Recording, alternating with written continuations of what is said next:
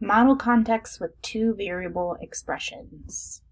All right, let's check it out. So it says here, looks like we've got a word problem that says at a particular restaurant, each pizza roll has 50 calories and each mozzarella stick. Oh, I already hate this question, but that's okay. I got to start thinking about my calories and being healthy. I do love mozzarella sticks. Okay, I'll keep going. Each mozzarella stick has 80 calories. How many calories would there be in 5 pizza rolls and 6 mozzarella sticks? How many calories would there be in P pizza rolls and M mozzarella sticks? Okay, so 5 pizza rolls. Let's see here. Pizza rolls have 50 calories.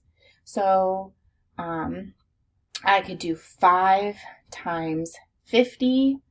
And mozzarella sticks, I have 6 mozzarella sticks times 80 calories each. So let me see.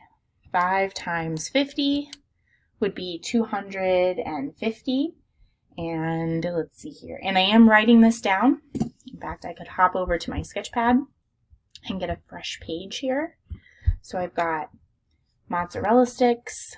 I've got 5 pizza rolls times 50 calories a piece, and 6 mozzarella sticks times 80 calories a piece. So 5 times 50, that gives me 250 calories from pizza. And 6 times 80, well, 6 times 8 is 48. And then 480, since I've got that extra 0 there.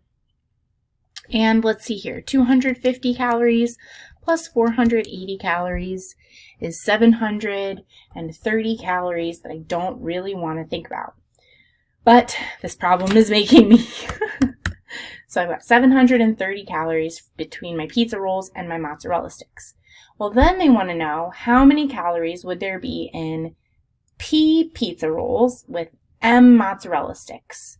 So if I changed this to P pizza rolls and M mozzarella sticks, right? Because I had 5 pizza rolls and 6 mozzarella sticks. So I'm just trading out the 5 for a P and the 6 for an M. And I'm actually going to just keep everything else the same times 80. A little bit more like, if you're thinking about your math grammar, a little more like grammatically correct way to write this would be to write 50p plus 80m. It's just a little nicer if you put your number or your coefficient out in front of your letter. So 50p plus 80m. 50p plus 80m. Cool. Let's see if Delta Math likes it. I feel pretty good about it. They liked it. Good deal. Let's look at one more. What is the dollar value of 10 nickels and 1 dime? And what is the dollar value of n nickels and d dimes? All right, so same deal. We could even just do this on the same screen here. So what is the dollar value of 10 nickels and 1 dime? So we know nickels are worth 5 cents. So I have 10 nickels and they're all worth 5 cents. And I have 1 dime, and my dimes are always worth 10 cents, right? So 10 times 0.05 would give me 50 cents, right? And 1 dime would just leave me with 10 cents. So when you add those up, I actually have just 60 cents, right? So if we come back here, it should be 0.60.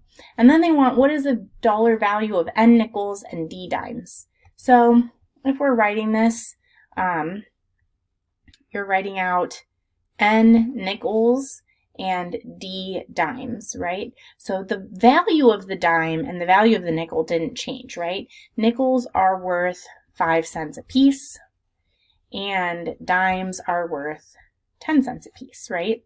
And again, if you want to make it look a little more nice, mathematically, grammatically correct, you're going to put your coefficient in front of your variable. Coefficient in front of the variable. So 0.05n plus 0.10d.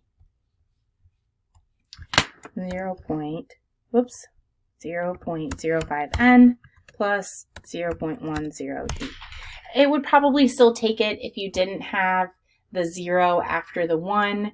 But again, it's just a little more mathematically correct since we're talking about money, that you have that 0 in what would be the dollars place, and you have to have the 0 for the nickel to hold that place value. But same thing, having the 0 after the 1 here is just a little nicer since we're dealing with money. But I imagine that Delta Math will take it. So notice they gave me kind of a weird message between. That was Delta Math coding, processing. They still accepted my answer.